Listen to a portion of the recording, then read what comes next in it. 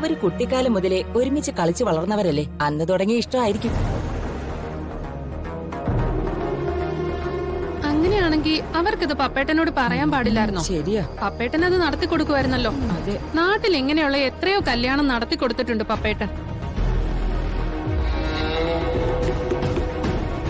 ചിലപ്പോ അവർക്ക് പപ്പേട്ടനോട് പറയാനുള്ള ധൈര്യം ഇല്ലാത്തോണ്ടായിരിക്കും അവർ ഒളിച്ചോടി പോയത്.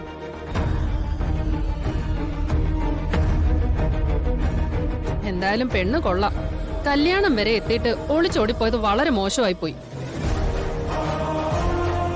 ഇപ്പോ അച്ഛനും അമ്മയും സഹോദരങ്ങളും എല്ലാവരുടെയും മുന്നിൽ നാണം കെട്ടില്ലേ?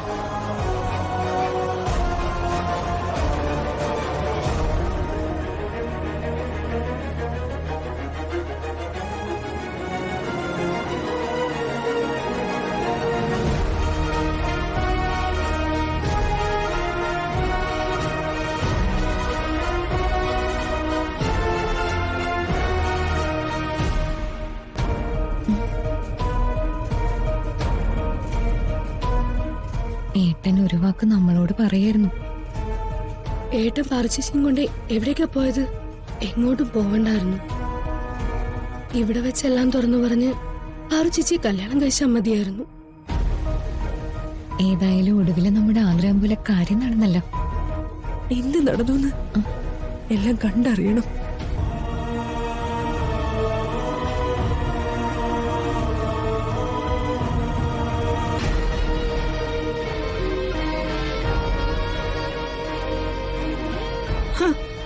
വലിയ പടനിലത്ത് പത്മനാഭൻ, കരുനീലിക്കാവിലെ വലിയ പ്രമാണി. പറയടോ, ഇനി ഞങ്ങൾ എന്താ ചെയ്യേണ്ടത്? പറയാൻ